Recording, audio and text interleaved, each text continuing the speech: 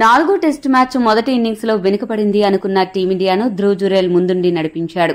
England కు 100 పరుగుల ఆధిక్యం వస్తుందేమో అని అందరూ అనుకుంటే ఇంగ్లాండ్ బౌలర్లకు అడ్డుగోడలా నిలబడి రాజ్కోట్లో మహారాజులాగా పోరాడి టీమిండియాకు పరుగుల వరద పారించాడు. కార్గిల్ వీరుడి కొడుకు అయిన ధ్రువ్ జురేల్ నిజమైన వీరుడిలాగా టైలెండర్స్ తో కలిసి పోరాడి టీమిండియాను ఆదుకున్నాడు.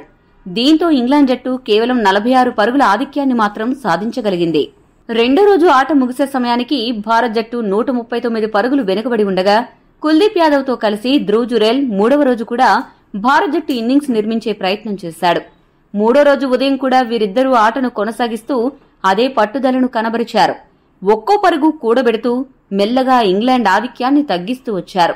కుల్దీప్ యాదవ్ జురేల్ కు అండగా నిలుస్తూ స్ట్రైక్ రొటేట్ చేశాడు. మొదటి గంటలో ఇంగ్లాండ్ ఫాస్ట్ బౌలర్లను సమర్థవంతంగా ఎదుర్కొన్న వీరిద్దరూ 8వ వికెట్కు 76 పరుగుల భాగస్వామ్యాన్ని నెలకొల్పిన తర్వాత England veteran fast bowler James Anderson Kuldeep Yadav wicket రాబట్టి జట్టుకు మొదటి బ్రేక్ అందించాడు. తన అనుభవం మొత్తాన్ని రంగరించి జిమ్మీ అండర్సన్ కుల్దీప్ యాదవ్ ను తెలివిగా బోల్తా కొట్టించి క్లీన్ బౌల్ చేశాడు. 131 బంతులు ఎదుర్కొని 28 పరుగులు చేసిన కుల్దీప్ యాదవ్ వీరోచిత ఇన్నింగ్స్ కు అక్కడితో తెరపడింది. వికెట్ పడ్డంతో ఇంగ్లాండ్ బౌలర్లలో కొత్త ఉత్సాహం నెలకొంది. అది గమనించిన ధ్రువ్ జురేల్ వేగంగా తన హాఫ్ సెంచరీ మార్కును అందుకుని దూకుడుగా ఆడి ఇంగ్లాండ్ పై ఒత్తిడి పెంచే ప్రయత్నం చేశాడు. అంతర్జాతీయ టెస్టు క్రికెట్లో మొట్టమొదటి అర్ధ సెంచరీ సాధించిన ధ్రువ్ జురేల్ ఆకాశ్ దీప్ సాయంతో ఇంగ్లాండ్ ఆధిపత్యాన్ని 100 పరుగుల లోపుకు తీసుకొచ్చాడు.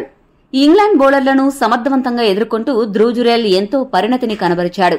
ఇప్పుడిప్పుడే అంతర్జాతీయ క్రికెట్లో అడుగు పెడుతున్న ఆటగాడిలా కాకుండా ఎంతో అనుభవం ఉన్న ఆటగాడిలా ఆడుతూ ఇంగ్లాండ్ బౌలర్లకు కొరకరాని కొయ్యలా తయారయ్యాడు. సెంచరీ చేస్తాడు అని అనుకుంటున్న తరుణంలో బషీర్ బౌలింగ్ లో జురేల్ 90 పరుగుల వద్ద క్లీన్ బౌల్డ్ అవడంతో అభిమానుల హీట్ బ్రేక్ అయింది. మొత్తంగా మొదటి ఇన్నింగ్స్ లో మంచి ఆధిక్యత సాధించి భారత్ జట్టును ఒత్తిడిలోకి నెట్టాలన్న ఇంగ్లాండ్ ఆలోచనకు జురేల్ అడ్డుగోడలా నిలబడ్డాడు. ఇక ఈ రోజు ఉదయం అంపైర్ కాల్ మూలంగా ఆకాశ్ దీప్ కూడా బలయ్యాడు. ఆకాశ్ దీప్ గనుక కొద్దిసేపు ఉండి ఉంటే టీమిండియా ఆధిక్యంలోకి వెళ్లి ఉండేది. ఏది ఏమైనా ఈ మధ్య కాలంలో అంపైర్ కాల్స్ మ్యాచ్ ఫలితాలపై ప్రభావం చూపిస్తున్నాయి. ఈ వీడియో మీకు నచ్చితే లైక్, షేర్, కామెంట్ చేయండి. మరిన్ని స్పోర్ట్స్ అప్డేట్స్ కోసం మా ఛానల్ ను సబ్స్క్రైబ్